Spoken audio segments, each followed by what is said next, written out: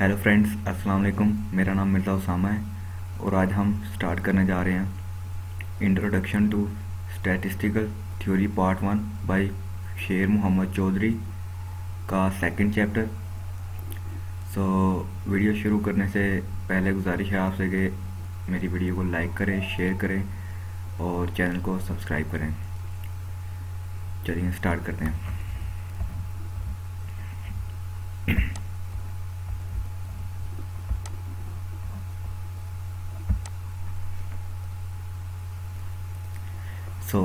सबसे पहली डेफिनेशन है क्लासिफिकेशन की। इस चैप्टर में सबसे पहली डेफिनेशन आती है classification. The term classification is the process of arranging observation into different classes और categories according to some common characteristics. Classification का मतलब है कि डाटा जो आपके पास बहुत बड़ा डाटा है उसको कैटेगरीज में डिवाइड कर देना, कुछ डिवीजन में डिवाइड कर देना, ये क्लासिफिकेशन कहलाता है। मिसाल के तौर पे आपके पास 100 लोगों की पॉपुलेशन है, आप उस पॉपुलेशन को डिवाइड कर देते हैं मैन में, वोमेन में, स्टूडेंट में। ये आप क्लासीफाई कर रहे हैं, इसे क्लासिफिकेशन कहते हैं। क्लासिफिकेशन की बहुत सारी किस्में हैं जिनमें सबसे पहले नंबर पे आती है one way classification. One way classification एक ऐसी क्लासिफिकेशन होती है जिसमें आप सिर्फ डाटा को एक ही करेक्टरिस्टिक के लिहाज से डिवाइड करते हैं। इसकी डेफिनेशन आप पढ़ लें। When data are classified according to one characteristics it is called one way classification. इसी तरह आगे two way classification. When data are classified by two characteristics at a time it is called two way. इसी तरह से three way. और इसी तरह से डाटा को आप क्वालिटेटिवली यानी कि क्वालिटी के लिहाज से आप कर सकते हैं अरेंज, और जियोग्राफिकली यानी कि किसी जगह के लिहाज से अरेंज कर सकते हैं। मिसाल के तौर पे आपके पास पॉपुलेशन है, आप उसे अरेंज कर सकते हैं लाहौर, कराची, इस्लामाबाद, पेशावर, कोयटा। इस तरह आप जगह वाइज भी डाटा को अरेंज कर सकते हैं। इसके बाद आ जाती है अगली इम्पोर्टेंट डेफिनेशन है बहुत distribution. Arrangement of data according to the value of variable characteristics is called a distribution. जब आप किसी डाटा की जो है वैल्यू करेक्टरिस्टिक्स, वेरिएबल की करेक्टरिस्टिक्स के मुताबिक आप उसकी एक अरेंजमेंट करते हैं डाटा की, तो वो डिस्ट्रीब्यूशन कहलाती है। When the defining variable is expressed in the term of location we get a geographical distribution। जब हम किसी डिफाइनिंग कोई वेरिएबल डिफाइन किए हुए डाटा को हम एक्सप्रेस करते हैं किसी जोग्राफिकल रीजन यानी कि कोई जगह के लिहाज से, तो हम डाटा को अरेंज करते हैं तो वो हमारे पास जोग्राफिकल डिस्ट्रीब्यूशन बन जाती है। आगे चलते हैं। क्लासिफिकेशन क्यों ज़रूरी है? Aims of classification. Classification is use to reduce the larger set of data to an easily understood summary.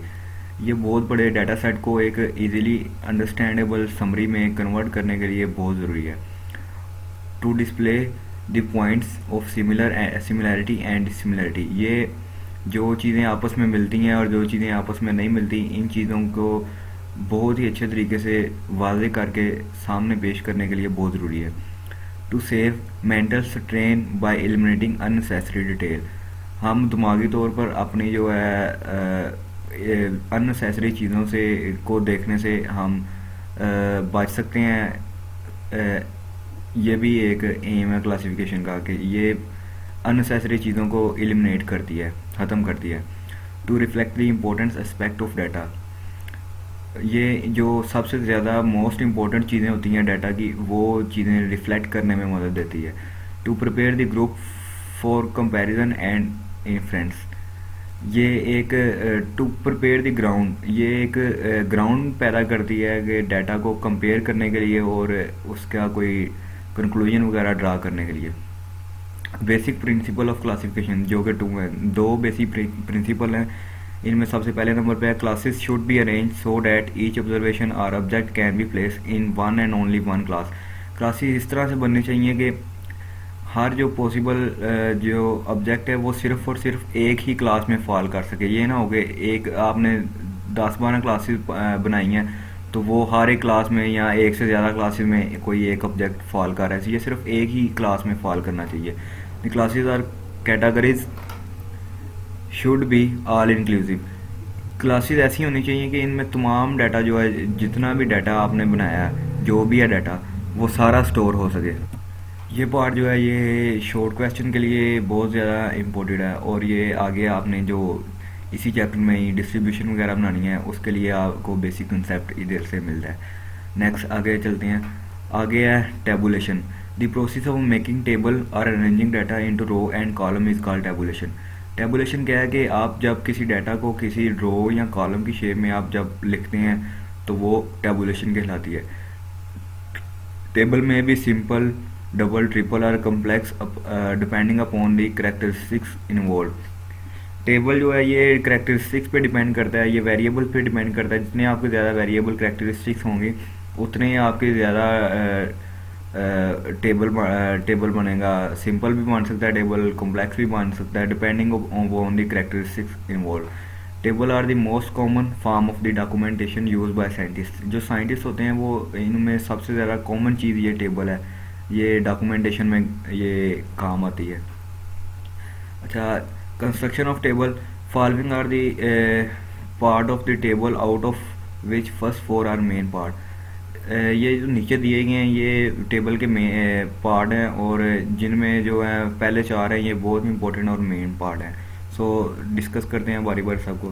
First of all आता है title. A title is heading at the top of the table. The title should be brief and self explanatory.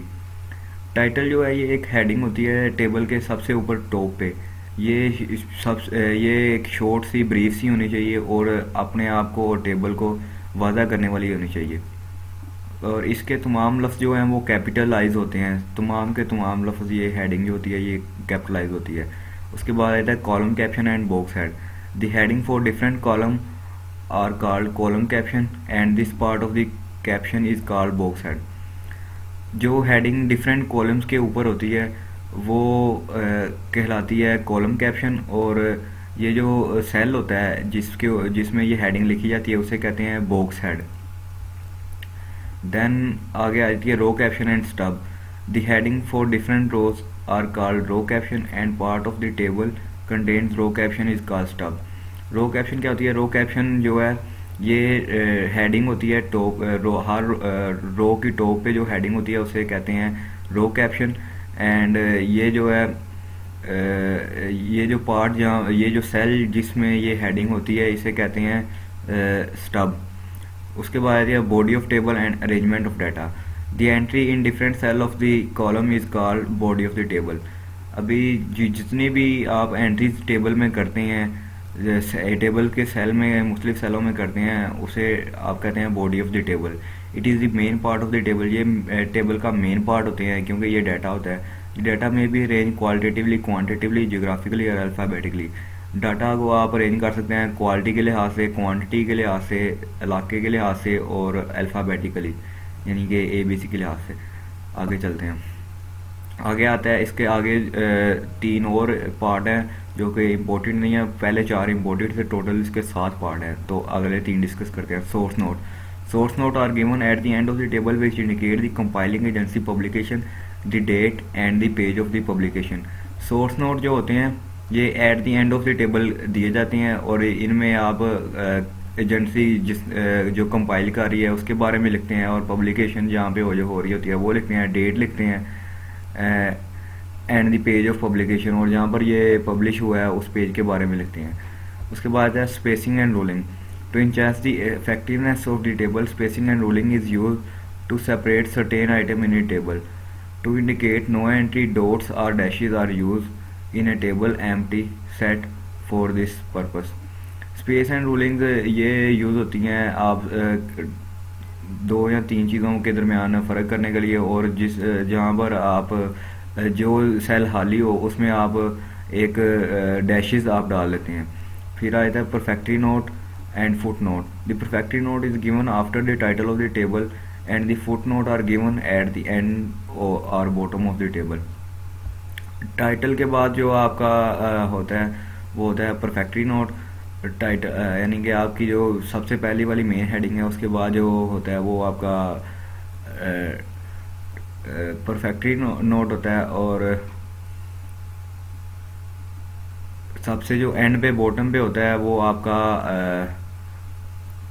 होता है at the bottom of the table, वो आपका foot note होता है। और ये एक नीचे एक एग्जांपल दी हुई है इसकी। ये सबसे पहले नंबर पे है हेडिंग पॉपुलेशन। इसमें आप देख सकते हैं कि तमाम के तमाम जो है ये सारे कैपिटलाइज हैं। और उसके बाद एक छोटी सी सब हेडिंग है। और उसके बाद ये जो है फिगर इन थाउजेंड, ये आपका क्या है, ये आपका परफेक्टरी नोट है। ये आफ्टर दी टाइटल है, ये टाइटल है, ये सब टाइटल है, और ये आप देख सकते हैं ये है prefatory note figure in thousand. और उसके बाद आप ये देख सकते हैं ये ऊपर हेडिंग्स हैं, ये आपके ऊपर हेडिंग्स हैं, और इधर ये साइड पे भी ये हेडिंग्स हैं। तो ये जो सब कॉलम के ऊपर जो हेडिंग्स हैं ये सारी आपकी कहलाती हैं ये सारी आपकी कहती है कॉलम कैप्शन। और ये जो एरिया जहाँ पर ये हेडिंग है ये कहलाता है कॉलम का ये के एरिया कहलाता है बॉक्स हेड। और इसी तरह ये जो रो है, रो के ऊपर ये जो हेडिंग्स हैं ये रो वाइज अगर आप देखें तो ये इधर हेडिंग्स हैं। तो ये जो हेडिंग्स हैं ये कहलाती हैं रो कैप्शन। और ये जो एरिया है जहाँ पर ये हेडिंग है ये कहलाती है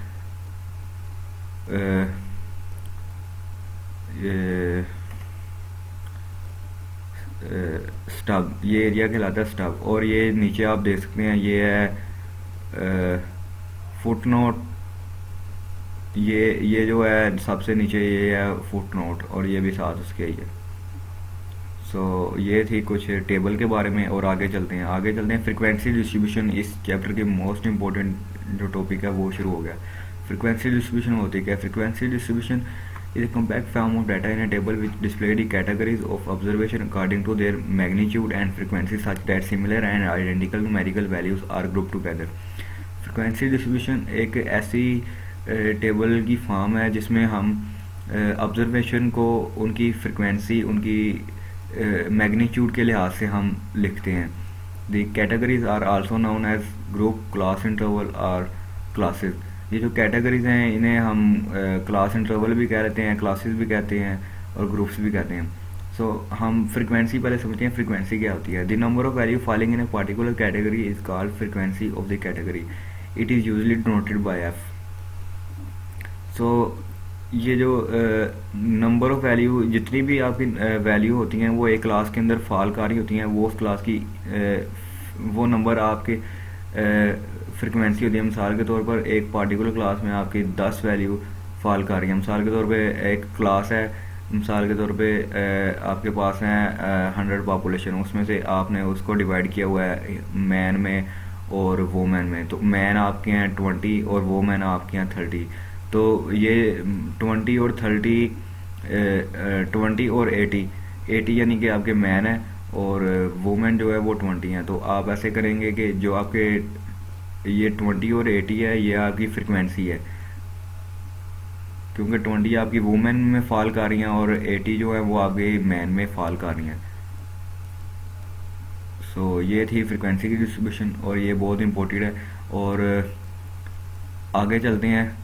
आगे कंस्ट्रक्शन ऑफ फ्रिक्वेंसी डिस्ट्रीब्यूशन। आपके पास जब कोई डाटा गिवन होता है तो आपने उसकी फ्रिक्वेंसी डिस्ट्रीब्यूशन बनानी होती है बाकायदा। उसको बनाने के स्टेप्स होते हैं। वो स्टेप्स ये हैं, सबसे पहले हम रेंज निकालते हैं। रेंज क्या होती है, जो सबसे बड़ी वैल्यू होती है और जो सबसे छोटी वैल्यू होती है वो निकालते हैं, और फिर उन दोनों को आपस में से माइनस करते हैं, और जो रिजल्टेंट वैल्यू होती है वो आपकी होती है रेंज। ये है स्टेप 1। और स्टेप 2 में क्या होता है कि स्टेप 2 में ये फार्मूला है कि 1 + 3.3 log ऑफ एन। एन जो है ये टोटल नंबर ऑफ ऑब्जर्वेशन। मिसाल के तौर पे आपके पास 100 नंबर है, 100 बंदे हैं, तो एन जो है वो आपका 100 होगा। या 200 बंदे हैं तो एन जो आपका 200 होगा। इसी तरह से जितने आपके पास जो भी नंबर होंगे वो आपके इधर आएंगे।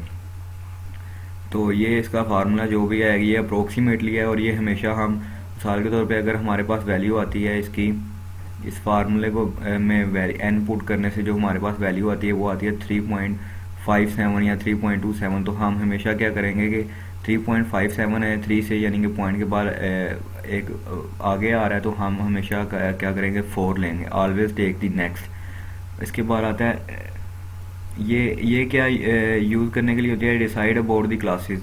हमने क्लासेस कितनी बनानी है, ये मिनिमम नंबर ऑफ क्लासेस बताती है कि इतनी क्लासेस बनेंगी अप्रोक्सीमेटली।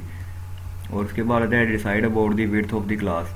अब क्लास में हमने कितना डिस्टेंस रखना है, अगली क्लास में और पिछली क्लास में कितना डिस्टेंस रखना है, वो हम ये फार्मूला से निकालते हैं। ये क्या कैसे निकलता है कि एच से डिनोट करते हैं हम डिस्टेंस को, और ये होता है range divided by number of classes. तो ये भी अप्रोक्सीमेटली होता है, और ये भी हम हमेशा ऑलवेज टेक नेक्स्ट वैल्यू। हम अगर मिसाल के तौर पे हमारे पास 3.4 या 3.5 आता है, तो हम क्या करेंगे, हमेशा 4 लेंगे, आगे वाला एक नंबर पे जंप कर देंगे। सो आगे चलते हैं। Know after following all the three, अब जब हमने ये तमाम स्टेप फॉलो कर लेने हैं, तो उसके बाद हमने 2 कॉलम बना लेने हैं, और उसके ऊपर एक के ऊपर लिखना है फ्रिक्वेंसी और एक के ऊपर लिखना है क्लास लिमिट। तो जो हमारी क्लास लिमिट होगी वो शुरू कहाँ से होगी, वो शुरू होगी जो सबसे छोटी वैल्यू हो वो हम लिखेंगे, और उसके बाद एक प्लेस करेंगे डैश, और डैश के बाद हम लिखेंगे डैश के बाद हम लिखेंगे जो क्लास इंटरवल है, यानी कि जो क्लास विड्थ हमारी आई थी वो हम सबसे छोटी वैल्यू में जो है वो जमा करेंगे और वो लिख देंगे। और इसी तरह से ये हमारी क्लास लिमिट बन जाएगी। अभी एक आगे एग्जांपल लेते हैं, उससे आपको ज़्यादा अच्छे से समझ आएगी। मिसाल के तौर पे ये हमारे पास 50 बंदे हैं, और इनका हमारे पास ये डाटा है, ये सारा ना, ये 50 बंदे हैं हमारे पास, और ये 50 बंदे हैं, और इनका हमारे पास डाटा, ये वज़न है उनका। तो हमने इनको इसकी क्लास फ्रीक्वेंसी डिस्ट्रीब्यूशन बनानी है। तो ये कैसे बनेगी, सबसे पहले हम करेंगे रेंज निकालेंगे, सबसे छोटा नंबर इसमें से निकालेंगे और सबसे बड़ा नंबर निकालेंगे। सबसे छोटा नंबर 1 है और सबसे बड़ा नंबर जो है वो 89 है, इन दोनों को माइनस करेंगे 88, ये हमारी आ गई रेंज। उसके बाद क्या करेंगे, नंबर 2 पे ये हमारे पास फार्मूला है 1 + 3.3 log ऑफ एन। एन हमारे पास कितना है, क्योंकि ये 50 हैं तो एन हमारे पास 50 है, तो ये इसके आंसर आ रहा है 6.600। तो हमने क्योंकि हमेशा एक आगे वाली लेनी है, तो हम करेंगे 7 अप्रोक्सीमेटली, हम 7 पे जंप करके। और उसके बाद आता है क्लास इंटरवल और क्लास विड्थ। तो इसमें क्या है कि हमने रेंज को डिवाइड किया है क्लास नंबर ऑफ क्लासेस पे। तो रेंज हमारी 88 थी, और नंबर ऑफ क्लासेस हमने क्योंकि 7 लिया है तो 7 पे डिवाइड कर दिया, तो ये हमारे पास आ गए 12.5713। तो ये हमारे पास जो क्लास के दरमियान में डिस्टेंस है वो हमारा कितना आ गया, वो 13 का आ गया। तो हमने क्या किया, हमने 2 कॉलम बना लेने हैं, एक नाम दे देना है क्लास लिमिट का और दूसरे को नाम दे देना है फ्रिक्वेंसी का। तो सबसे पहले देखते हैं कि क्लास लिमिट कैसे बनती है। क्लास लिमिट बनाने के लिए सबसे पहले आप लिखते हैं रेंज। रेंज हमारी क्या है, रेंज में जो सबसे मिनिमम वैल्यूज़ है ना वो आपके लिखते हैं। हमारे मिनिमम वैल्यू क्या थी 1, तो 1 हमने लिख दिया। 1 के बाद आपने क्या करना है, 1 में जमा कर देनी है आपकी क्लास इंटरवल या क्लास विड्थ जो आपकी निकली है वो 13 है, तो 13 हमने जमा किया तो इधर 14 आ गया। और फिर आगे क्या करना है आपने, अभी 14 है तो 14 के जो एक आगे वाला नंबर होगा 15, वो आपने इस साइड पे लिख देना है, और 14 में दोबारा से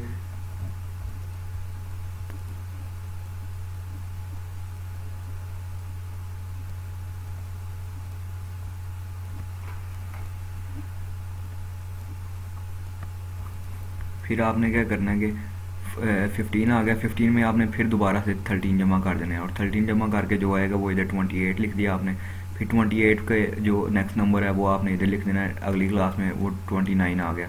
और 29 में फिर आपने जब 13 जमा किए तो ये आपके पास आ गया 42। और इसी तरह से आपने जमा कर नेक्स्ट नंबर को लोअर क्लास लिमिट, ये जो है ये वाली साइड जितनी भी है ये सारी लोअर क्लास लिमिट होती है, और ये जो नेक्स्ट वाली है डैशेस के आगे ये सारी जो है ये अपर क्लास लिमिट होती है। इसी तरह से आपने लोअर क्लास लिमिट बनानी है और अपर क्लास लिमिट बनानी है, ये आपकी बन गई क्लास लिमिट सारी। और उसके बाद आ जाता है फ्रिक्वेंसी। फ्रिक्वेंसी कैसे बनानी है, अभी फ्रिक्वेंसी आपने देखना है कि 1 और 14 के दरमियान में कितनी वैल्यू इस डाटा में फॉल कर रही हैं। और 1 और 14 के दरमियान में अगर आप गिने तो आपको पता चलेगा कि 8 वैल्यूज़ जो हैं वो 1 और 14 के दरमियान में है। इस वैल्यू इधर मिसाल के तौर पे 1 जो है एक ये होगी, फिर 2 हो गया, ये 2 हो गई, और इस तरह से अगर आप देखते जाएं और 14 के दरमियान में आपका 12 भी आता है, और इसी तरह बहुत सारी वैल्यूज इधर फॉल करती हैं अगर आप देखें तो। ये मिसाल के तौर पे ये 4 हो गई, और इसी तरह 100 ये आपकी आ गई फ्रिक्वेंसी, इस तरह से बनती है फ्रिक्वेंसी। ये इसी तरह आगे आगे आपने देखा 15 और 18 के दरमियान में कितनी वैल्यू फॉल कर रही हैं, तो वो 3 वैल्यूज़ फॉल कर रही हैं। अगर आप इधर देखेंगे इस डाटा में तो आपको पता चल जाएगा कि 3 वैल्यू। इसी तरह आपने देखना है 20 और 42 के दरमियान में कितनी वैल्यूज़ फॉल कर रही हैं, तो वो 4 हैं। इसी तरह से आपने ये सारा कुछ सारी निकालनी है और ये आपकी बन जाएगी फ्रिक्वेंसी। तो ये सिंपल आपकी फ्रिक्वेंसी डिस्ट्रीब्यूशन बन गई है। अभी नेक्स्ट पे चलते हैं। नेक्स्ट पे क्या है, नेक्स्ट पे दो चीज़ें और आ जाती हैं। ये आपको क्लास लिमिट की डेफिनेशन और ओपोनेंट क्लासेस ये क्या होती हैं ये आपको समझाता हूँ। Class limit are defined as the value of the variable which explain the classes. The smaller value is called the lower class limit and the larger value is called the upper class limit. They are stated in such a way that they are mutually exclusive. ये class limit की definition है, ये आपको बस याद करनी है। इसमें ये है कि ये जो स्मॉलर वैल्यू है क्लास की ये लोअर क्लास लिमिट कहलाती है, और ये जो लार्जर वैल्यू है क्लास की ये अपर क्लास लिमिट कहलाती है। मिसाल के तौर पे इधर लोअर क्लास लिमिट क्या है फर्स्ट क्लास की, वो है 1, और ये अपर क्लास लिमिट क्या है वो है 14।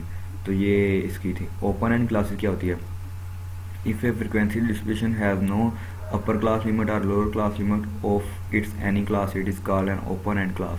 मिसाल के तौर पे अगर हमारे पास इसमें से अपर या लोअर में से कोई भी एक किसी भी एक क्लास की कोई भी एक वैल्यू नहीं है, मिसाल के तौर पे हमारे पास 14 नहीं है या 1 नहीं है, या नीचे अगर आ जाए तो 80 98 नहीं है, या इनमें से किसी भी क्लास की कोई एक वैल्यू नहीं है, उधर कुछ भी नहीं है, तो फिर इस सिलसिले में हम इस क्लास लिमिट को कहेंगे ओपन एंड क्लास। यानी कि इसमें इसके जो किसी एक क्लास का या बहुत सारी क्लासेस का एंड जो है वो ओपन है। तो ये है ओपन एंड क्लासेस की डेफिनेशन, और ये सेम वही चीज़ लिखी हुई है फ्रिक्वेंसी वगैरह। और आगे चलते हैं,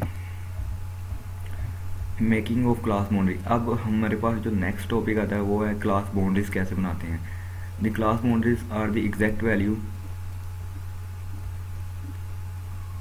The class boundaries are the exact values which break up one class from another class. The smaller value of the class boundary is lower class boundary, and the larger value of the class is called the upper class boundaries.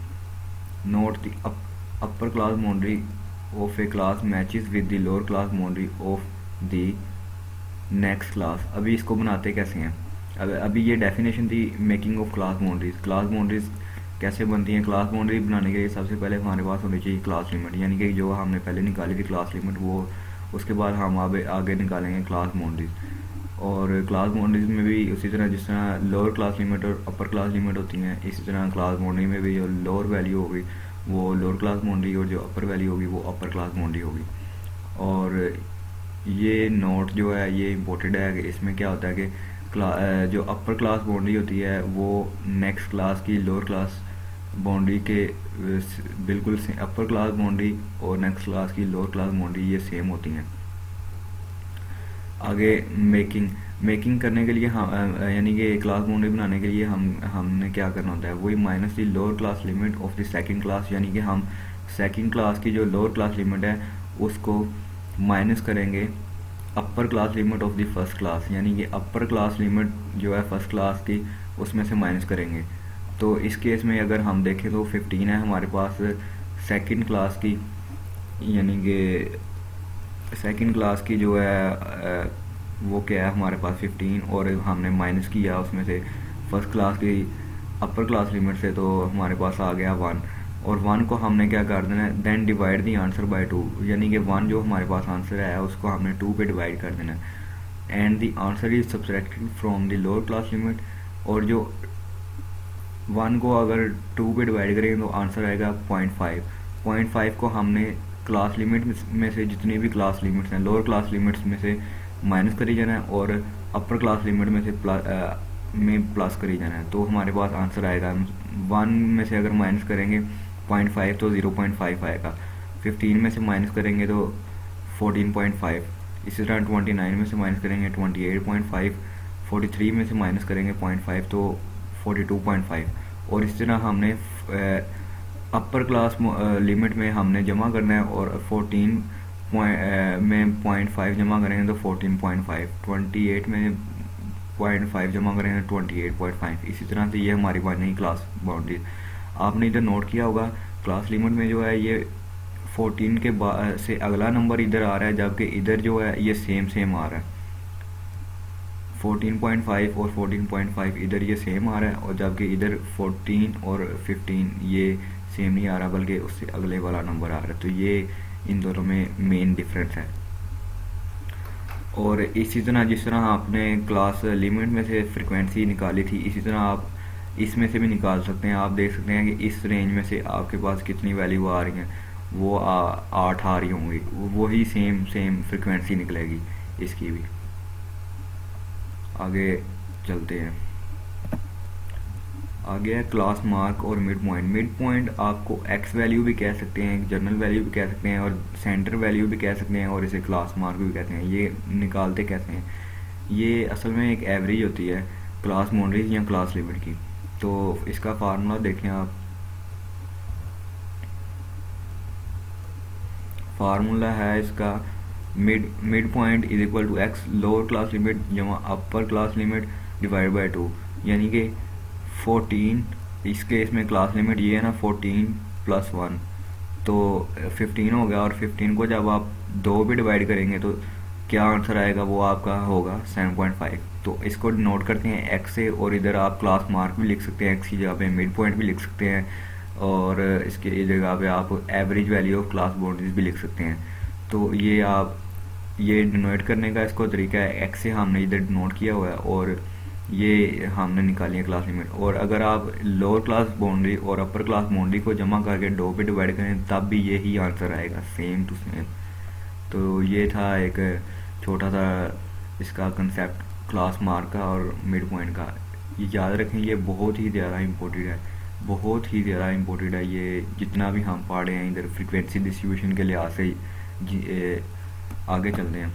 आगे frequency की definition हमने पहले ही देख लिया है। Relative frequency क्या होती है? रिलेटिव फ्रीक्वेंसी हम कैसे निकालते हैं? रिलेटिव फ्रीक्वेंसी को हम RF से डिनोट करते हैं, और ये जो फ्रीक्वेंसी होती है उसको उसके सम से डिवाइड करते हैं। किसी क्लास की जो पार्टिकुलर फ्रीक्वेंसी है उसको टोटल फ्रीक्वेंसी जो होती है उससे जब डिवाइड करेंगे तो हमारे पास रिलेटिव फ्रीक्वेंसी आ जाएगी। मिसाल के तौर पे ये हमारे पास f है, तो अगर आप f में देखें तो 8 है, तो हमने एक कॉलम बना लिया RF के नाम से। ये इधर हमने बनाया हुआ है RF के नाम से एक कॉलम बना लिया। तो 8 को हमने टोटल जितनी भी है इन सब को हमने जमा किया नीचे, तो ये आ रहा है 50।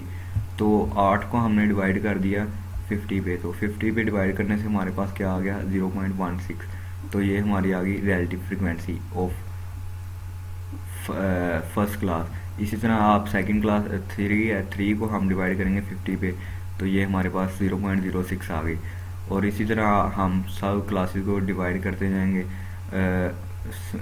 50 पे, तो ये आ जाएगा। और याद रखें रिलेटिव फ्रीक्वेंसी का जो सम है वो हमेशा 1 के बराबर आएगा। जब आप इस सब को सम करेंगे कैलकुलेटर पे तो आप देखेंगे तो आंसर आएगा 1। इसी तरह आगे आ जाती है कम्यूटेटिव फ्रीक्वेंसी। कम्यूटेटिव फ्रीक्वेंसी क्या होती है? Commutative frequency the total frequency of all class less than the upper class boundary of A given class is called commutative frequency. Commutative frequency को निकालने का सबसे आसान तरीका वो ये है कि ये जो पहली क्लास को आप वैसे ही लिख देते हैं और इसको डिनोट करते हैं CS से। तो पहले एक कॉलम बना लेते हैं, कॉलम के ऊपर लिखते हैं डिनोट करते हैं C और F, और पहली जो क्लास की फ्रीक्वेंसी है उसे सेम लिख लेते हैं, और जो उससे आगे वाली फ्रीक्वेंसी है था वो उसे जमा करे जाते हैं। यानी कि 8 + 3 11, 11 जमा 4 15, 15 जमा 12 27, 27 जमा 11 38, 38 जमा 7 45, 45 जमा 5 50। इसी तरीके से ये क्लास फ्रीक्वेंसी बन जाती है। करना क्या, सिर्फ आपने पहली फ्रीक्वेंसी को वैसे का वैसे ही लिखा रहना है, और उसके बाद जो भी उससे आगे वाली फ्रीक्वेंसी होगी वो उसमें ऐड करते जाना है और सामने लिखता जाना है। ये 8 वैसे ही लिख दिया, उसके बाद अगली फ्रीक्वेंसी जमा की 11 आ गया, 11 अगली फ्रीक्वेंसी जमा की 14 आ गया, 14 को आपने CF में लिख दिया, फिर 15 में आपने अगली फ्रीक्वेंसी जमा करी 27 आ गया, 27 को आपने लिख दिया। इसी तरीके से ये क्लास फ्रीक्वेंसी बन गई, कम्यूटेटिव फ्रीक्वेंसी बन गई। और फिर आ जाता है परसेंटेज रिलेटिव फ्रीक्वेंसी। जब जो आपने रिलेटिव फ्रिक्वेंसी निकाली हुई है उसको अगर आप मल्टीप्लाई बाय 100 कर दें तो आपके पास परसेंटेज रिलेटिव फ्रिक्वेंसी आ जाएगी। तो ये 0.16 है और इसको जब मल्टीप्लाई बाय 100 करेंगे तो 16 आ जाएगा। 0.06 है, इसको मल्टीप्लाई बाय 100 करेंगे तो 6 आ जाएगा। इसी तरीके से 0.08 है, मल्टीप्लाई बाय 100 करेंगे तो 8 आ जाएगा। इसी तरह से आपने रिलेटिव फ्रिक्वेंसी को मल्टीप्लाई बाय 100 करी जाना है तो आपके पास परसेंटेज रिलेटिव फ्रिक्वेंसी आ जाएगी। तो आपने जब इसका सम करना है तो आंसर हमेशा 100 आना चाहिए। अगर आपका आंसर 100 नहीं आ रहा तो समझ लेंगे आपका जो आंसर है वो गलत है। और फ्रिक्वेंसी का जो सम है हमेशा वो आपका नंबर ऑफ जो ऑब्जर्वेशन है जो आपको गिवन है, मिसाल के तौर पे हमें 50 लोगों का डाटा गिवन था, ये उसके बराबर है। ये असल में बता रहा है कि 8 लोग ऐसे हैं जिनका वेट इस रेंज में है, 0.5 से 14.5 के जी के दरमियान में। 3 लोग ऐसे हैं जिनका वेट जो है वो 14.5 और 28.5 की रेंज में है। इस तरीके से तो ये जब हम इन सब लोगों को जमा करेंगे तो आंसर हमारा जितने भी टोटल बंदे हैं उनके बराबर आना चाहिए। टोटल बंदे हमारे पास 50 है तो इनको सम करने से जवाब 50 ही आता है। तो ये था कुछ कंसेप्ट इसका। आगे आ जाता है ग्रुप डाटा और अनग्रुप डाटा और अरे। ग्रुप डाटा क्या होता है? The data presented in form of frequency distribution is called group data.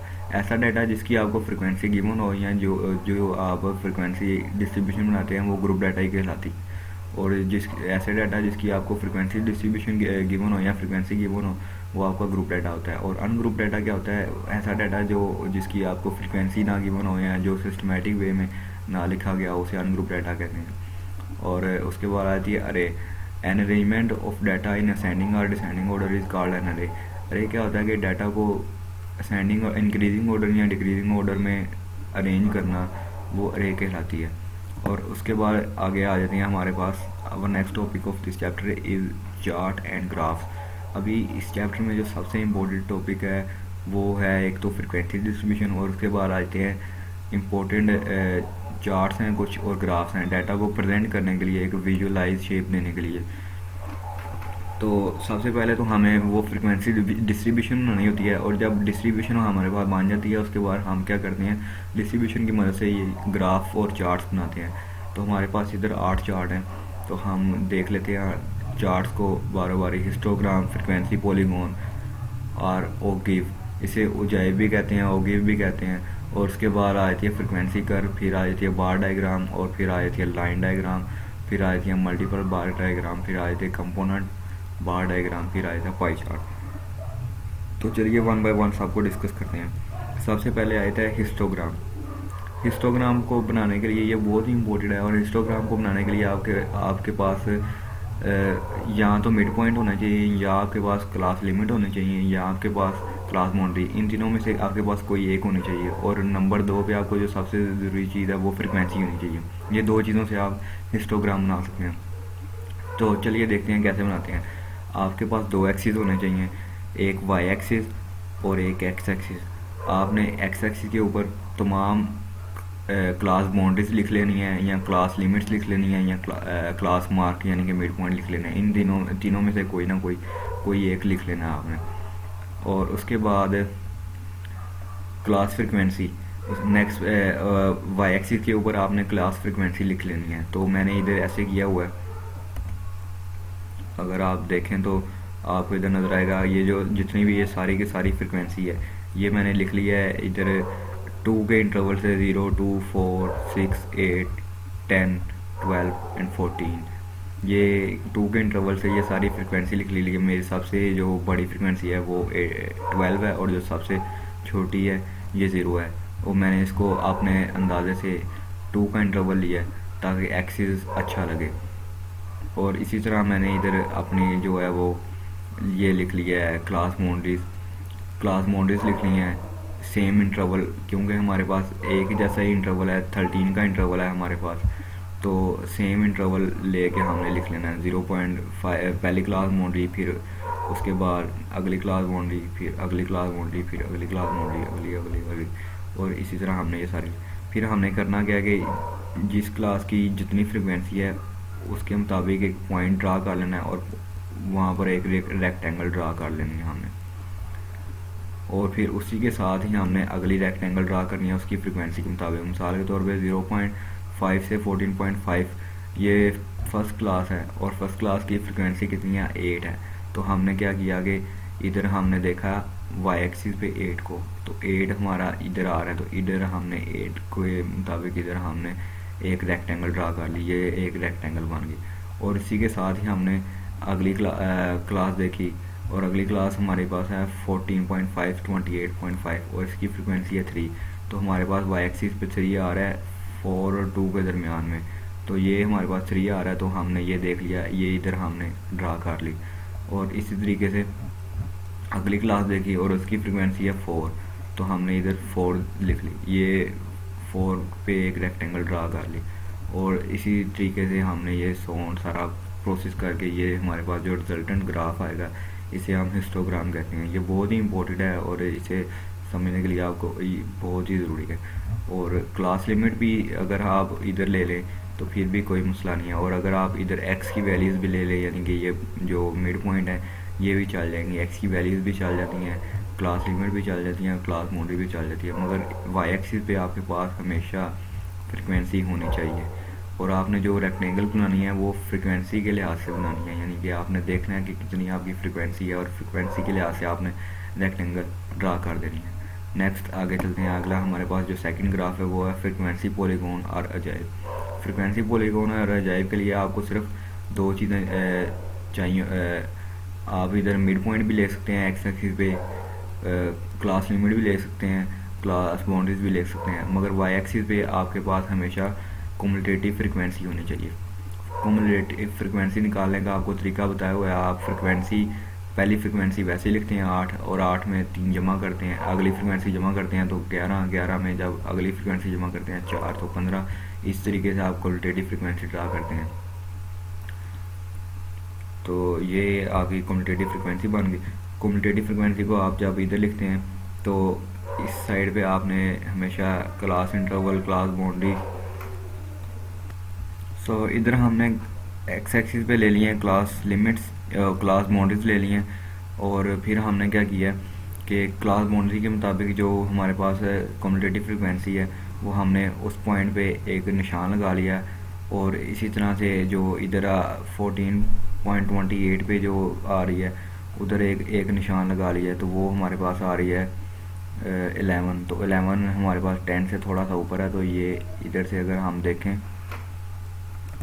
इधर देखें अगर हम, तो इस जगह पे आएगा 11। और इसी तरीके से हमने अगली क्लास बाउंड्री में देखनी है कम्युलेटिव फ्रिक्वेंसी। तो अगली ही क्लास बाउंड्री में कम्युलेटिव फ्रिक्वेंसी हमारे पास कितनी है, वो है 15। तो वो इस जगह पे आएगी 10 और 20 के दरमियान में कहीं पे। और फिर इसी तरह से हमने आगे देखी जाना है और पॉइंट बनाई जाने हैं। और फिर हमने एंड पे क्या करना है कि उन पॉइंट्स को आपस में जोड़ देना है, एक लाइन के लीनियर लाइन के ज़रिए उन पॉइंट्स को जोड़ना है। तो वो जोड़ने से जो हमारे पास एक लीनियर कर्व आएगी, वो लीनियर लाइन नुमा कर्व आएगी, वो हमारे पास आएगा एक ग्राफ, उसे कहते हैं फ्रिक्वेंसी पॉलीगॉन और ओके। तो मुझे लगता है कि आपको समझ आ गई होगी, और अगर आपको ये ना समझ आई तो आप मुझे ये कमेंट बॉक्स में कमेंट करके पूछ सकते हैं।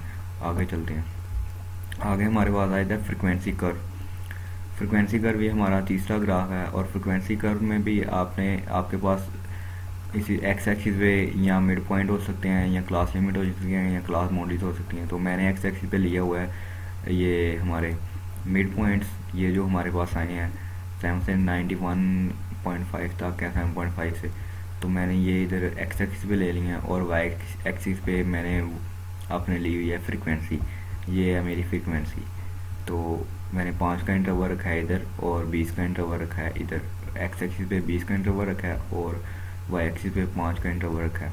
तो ये आप देख सकते हैं कि ये जितनी, यानी कि 0 और 20, यानी कि पहली जो है हमारे पास 7.5 है, तो 7.5 इस जगह पे आ रहा है, इस जगह पे 7.5 आ रहा है। 7.5 पे हमारे पास जो क्लास फ्रिक्वेंसी है वो हमारे पास 8 है।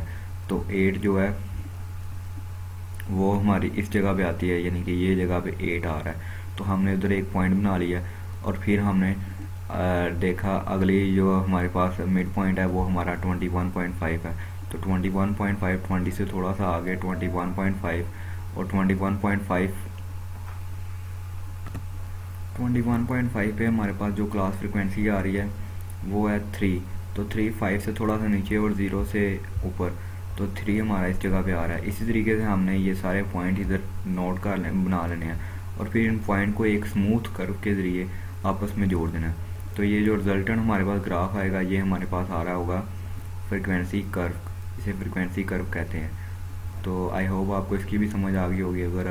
अगर आपको समझ नहीं आई तो आप कमेंट बॉक्स में मुझे कमेंट करें और मुझसे पूछें, मैं आपको दोबारा उधर बता दूंगा या आपको एक नए ट्यूटोरियल में बता दूंगा। सो आगे चलते हैं। आगे अगला जो हमारे पास ग्राफ आता है या डायग्राम आते हैं उसे कहते हैं बार डायग्राम। तो बार डायग्राम में हमें करना क्या होता है, ये सिंपल है। इसमें हमें बार ड्रा करनी होती हैं क्लास बाउंड्रीज के लिहाज से या क्लास लिमिट के लिहाज से। तो इधर भी एक्स एक्सिस पे हम क्लास लिमिट भी ले सकते हैं, क्लास बाउंड्रीज भी ले सकते हैं और इसके अलावा क्लास मार्क भी ले सकते हैं। तो मैंने इधर क्लास बाउंड्रीज ली हुई है एक्स एक्सिस पे। तो पहली क्लास बाउंड्री के में जितनी भी आपकी फ्रिक्वेंसी है वो उसके मुताबिक आपने एक बार बना देनी है, छोटी सी एक बार बना दी हमने, रेक्टेंगुलर बार हमने ड्रा कर दी। तो ये हमारे पास आ गई 8 है, तो हमने इधर एक बार बना ली और जैसा कि आप देख सकते हैं 8 फ्रिक्वेंसी के मुताबिक। फिर हमने एक इंटरवल, सेम इंटरवल इनके दरमियान में हमने रखा, क्योंकि ये इनके दरमियान में अगर आप देखेंगे पहली और दूसरी और तीसरी और चौथी और पाँचवीं और छठी और छठी और सातवीं, सातों की सातों जितनी भी क्लासेस हैं इनके दरमियान में सेम इंटरवल है। तो आपने ये जो डिस्टेंस है बीच वाला ये सेम रखना है, क्योंकि ये सेम डिस्टेंस है इनके दरमियान में। तो इस सेम डिस्टेंस के बाद हमने अगली क्लास लिखी, अगली क्लास बाउंड्री लिखी और उधर हमने एक बार बना दी उसकी फ्रिक्वेंसी के मुताबिक। तो अगली बार हमारी 3 थी तो हमने 3 बना दी। इसी तरीके से अगली क्लास बाउंड्री और क्लास बाउंड्री के मुताबिक हमने अगली बार बना दी और अगली बार हमारी 4 थी तो हमने 4 के मुताबिक एक इधर बार बना दी। और इसी तरह हमने अगली क्लास बाउंड्री 49.5 यानी कि वो हमारा इस रेंज में आ रहा है 42.5 और 56.5, अगली 42.5 और 56.5 ये हमारी क्लास बाउंड्री है। तो हमने इधर एक बार बना दी इसकी फ्रिक्वेंसी के मुताबिक। तो ये इधर 12 थी जो कि सबसे हाईएस्ट थी, तो ये 12 आ गया इधर एंड सो ऑन, ऐसे ही चलता जाएगा। आपने देखा होगा कि आपने जो इससे पहले वाला जो ग्राफ पढ़ा था उसमें इस तरीके से वो कुछ डायग्राम थी, ये ऐसे ऊपर जा रही थी और फिर ऐसे नीचे आ रही थी। तो ये ही है इनके जो मिड पॉइंट है यानी कि जो सेंटर है इनमें से वो पॉइंट गुजरती ये एक स्मूथ कर्व बनाती हुई ये नीचे से ऊपर ऐसे जा रही थी। तो ये जो है ये रिजल्टेंट जो ग्राफ है हमारे पास ये बार डायग्राम इसे कहते हैं। एक्स एक्सिस पे क्या लेना है और वाई एक्सिस पे क्या लेना है ये आपके लिए समझना बहुत ज़रूरी है, और ये बार कैसे बनानी है ये आपके लिए समझना बहुत ज़रूरी है। और इंटरवल जो है ये अगर इनके दरमियान में सेम ना हो तो फिर हम क्या करेंगे, इनके जितना जिसका इंटरवल होगा उसके मुताबिक उसको आगे पीछे करेंगे। तो आगे चलते हैं। आगे हमारे पास आ जाता है मल्टीपल बार डायग्राम। इसके लिए हम एक डाटा ले लेते हैं। ये हमारे पास डाटा है 1987 के लिए, 1988 के लिए और 1989 के लिए, और ये कुछ लोकेलिटीज़ हैं और ये कुछ इसके अंदर चीज़ें आ रही हैं। तो हमने इस डाटा को एक बार के ज़रिए हमने डिस्प्ले करना है। तो हम करेंगे क्या, सबसे पहले हम एक्स एक्सिस पे लिख लेंगे ईयर्स, जितने भी ईयर्स हैं हमारे 1987 है, 1988 है और 1989 है। और वाई एक्सिस पे हम अपने लिख लेंगे ये वाले, इनका सम देखेंगे किसका कितना आ रहा है। तो सबसे जो हमारा, अगर हम इधर ही देखें तो सबसे जो हाईएस्ट है यहाँ पे इस रेंज पे जो डाटा है वो हमारा आ रहा है वो 800 आ रहा है। तो हमने 100 का इंटरवल रखा, 0 200 300 400 500 600 700 800 एंड 900। तो हमने क्या किया कि अभी हमारे पास 3 लोकेलिटीज़ हैं, तो हमने क्या किया हर एक लोकेलिटी के लिए डिफरेंट कलर सेलेक्ट कर लिया। तो इधर पिंक है और डार्क पिंक है और साथ उसके एक जामुन कलर है। तो आप देख सकते हैं इधर ये आपके सामने है सारा, आप इधर देख सकते हैं। हमने क्या किया, लोकेलिटी वन में हमने देखा कि कितनी है, 1987 में लोकेलिटी वन कितनी है, तो वो है हमारे पास 500। तो हमने 500 तक एक बार खींच दी। तो ये मल्टीपल बार डायग्राम है, इसलिए एक से ज़्यादा इधर बार बनेंगे। वो जो पहले वाली थी वो सिंपल बार डायग्राम थी, उधर एक ही बार बनती थी। अभी इसमें एक से ज़्यादा वेरिएबल है, लोकेलिटी वन भी है, लोकेलिटी टू भी है, लोकेलिटी थ्री भी है। तो इधर 3 बार हमने बनाई। लोकेलिटी वन में कितनी है, 1987 में वो 500 है। लोकेलिटी टू 1987 में कितनी है, वो है 600। तो हमने लोकेलिटी टू उसके साथ ही हमने जोड़ के बना दिए आगे करके, वो 600 बन गई उसकी फ्रिक्वेंसी, यानी कि 600। और उसके बाद हमने देखा लोकेलिटी थ्री 1987 में कितनी है, वो है 200। तो हमने इधर 200 के करीब हमने 200 तक एक बार बना दी। तो ये हमारी एक सिंपल 1987 के लिए हमने मल्टीपल बार डायग्राम बना दी। आगे हमारे पास 1988 के लिए भी सेम वे, लोकेलिटी 198 में 600 है, तो 600 तक हमने एक बार खींच ली। फिर उसके बाद सेम, वही तरीका। और इसी तरीके से हमारे पास लोकेलिटी वन, लोकेलिटी टू और लोकेलिटी थ्री के लिए डिफरेंट टाइम के लिए हमारे पास आ गई डाटा, हमने डिस्प्ले कर दिया। तो ये बाद में हमने लिख देना कि लोकेलिटी वन जो है वो ये कलर शो कर रहा है, लोकेलिटी टू ये कलर शो कर रहा है और लोकेलिटी थ्री ये कलर शो कर रहा है। तो ये आप देख सकते हैं, इस तरीके से हम मल्टीपल बार डायग्राम बनाते हैं। अगर आपको समझ आ गई हो तो वेल एंड गुड, अगर नहीं आई तो आप कमेंट बॉक्स में पूछ सकते हैं। आगे चलते हैं कंपोनेंट बार डायग्राम।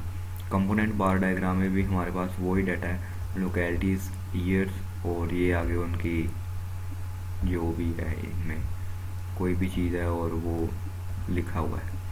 तो आप देख सकते हैं इसको कैसे करते हैं। तो पहले हमने लोकेलिटी वन को देखा। लोकेलिटी वन ईयर 1987 के लिए, 1987 के लिए ये 3 ईयर हमने सेलेक्ट किए हुए हैं। और 1987 के लिए इधर हमने पहले ईयर लिखे 1987, 1988 और 1989। इनमें इंटरवल सेम ही आप देख सकते हैं। तो 1987 में हमने देख लिया कि सबसे पहले लोकेलिटी वन में कितनी है, 500 है। तो इधर हमने 500 लिख लिया है। और उसके बाद हमने क्या करना है कि 500 में प्लस कर देने हैं जो अगली लोकेलिटी वाले हैं। तो 500 में जब हम प्लस करेंगे तो वो आ जाएंगे 5 4 5 10 और 1 1100 आ जाएंगे। तो 1100 पे हमने एक बार 1100 तक ले जानी है। तो 1100 हमारा इस जगह पे आ रहा है, 1000 से थोड़ा सा ऊपर 1100 आ रहा है। तो इस जगह पे हमने ये बार ले गए और ये वाले रीजन को कोई और कलर शेयर कर देना। फिर इसमें जो नेक्स्ट लोकेलिटी है वो लोकेलिटी थ्री है, और लोकेलिटी थ्री क्या है 200। तो हमने 1100 में 300 और जमा कर देना, तो ये हमारे पास आ जाएंगे 1300। तो ये हमारी जो बार बनेगी ये हमारी इस जगह पे 1300 के करीब बनेगी। तो इस तरीके से हम कंपोनेंट बार, यानी कि एक बार के कंपोनेंट बना देते हैं 1 2 3। ये हमने 3 कंपोनेंट में डिवाइड कर दिया, ये कहलाता है कंपोनेंट बार डायग्राम। तो ये इसी तरीके से ये 1988 के लिए भी और 1989 के लिए भी हमने बनाना है। और इस तरीके से ही हमने इधर साइड पे लिख देना है कि ये वाला कलर इस लोकेलिटी को शो कर रहा है, ये वाला कलर इसको और ये वाला कलर इसको। आगे चलते हैं। आगे हमारे पास आ जाता है पाई चार्ट। ये बहुत ही ज़्यादा इम्पोर्टेंट है।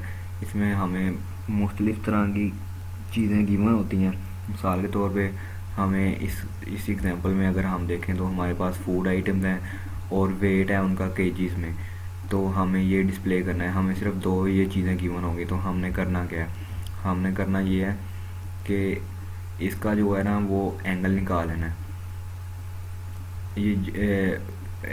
ये जो हमारे वेट गिवन है ना, तो वेट का हमने एंगल निकालना है। एंगल का फार्मूला है कि ये जो वेट है उसको टोटल वेट के ऊपर डिवाइड कर देना है। यानी कि 75 है, 75 को 200 पे डिवाइड किया और उसको मल्टीप्लाई कर देना 360 पे। जो आपके पास रिजल्ट आएगा वो आपका एंगल आएगा। इसी तरीके से सबको आपने यही तरीके से 80 है, नेक्स्ट वाले को भी आपने 220 पे डिवाइड किया और मल्टीप्लाई बाय 360 है, तो रिजल्ट जो आएगा वो आपका अगला एंगल होगा। ये आपने ये काम करी जाना है और आपके पास इधर एंगल आ जाएंगे। तो आपने उस एंगल के मुताबिक एरिया जो है ये बना लेना है और एरिया को मुख्तलिफ तरीके से कलर कर देना है, पता चल जाएगा ये इसको रिप्रेजेंट कर रहा है। और अगर आप इस जगह पे इधर देखें तो सबसे जो ज़्यादा है वो वीट है, तो वीट का वज़न सबसे ज़्यादा 80 है। फिर उसके बाद है क्रॉप्स का वज़न उससे कम है 75 है। तो आप देखेंगे कि वीट जो है, वीट को ये वाला एरिया डिनोट कर रहा है, ये आप इधर देख सकते हैं वीट, तो वीट सबसे ज़्यादा है। फिर उसके बाद उससे कम है 75 पे क्रॉप्स। और उसके बाद जो एरिया हमारे पास आ रहा है ये वाला पाई, यानी कि टुकड़ा, पाई को कहते हैं टुकड़ा। तो हमारे पास उसके बाद ये वाला आ रहा है ग्रीन एरिया, लेंटिल्स को शो कर रहा है, वो है हमारे पास 20, तो ये है इसका 20। तो जब आप ये जो एंगल निकालेंगे ना, तो एंगल के मुताबिक आपने एरिया को सिलेक्ट करी जाना है। यानी कि मिसाल के तौर पे ये इधर से इधर तक आ रहा है, ज़ीरो से आपने शुरू करना है, ज़ीरो से आपने आगे शुरू किया, जितना आपका एंगल बना उतना आपने बना लिया। और फिर जो आगे वाला आ रहा है उसमें से पीछे वाला एंगल आपने जमा कर देना है और आगे उतना ही एरिया आपने कवर कर देना है, उतना एरिया उसके लिए सिलेक्ट कर देना है।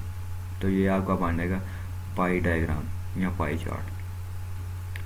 तो आई होप आपको इसकी भी समझ आई होगी, और अगर आ गई है तो वीडियो को लाइक करें, शेयर करें, कमेंट करें, सब्सक्राइब करें, और अगर नहीं आई तो कमेंट बॉक्स में कमेंट करके पूछ सकते हैं आप। Thank you for watching this video, thank you so much.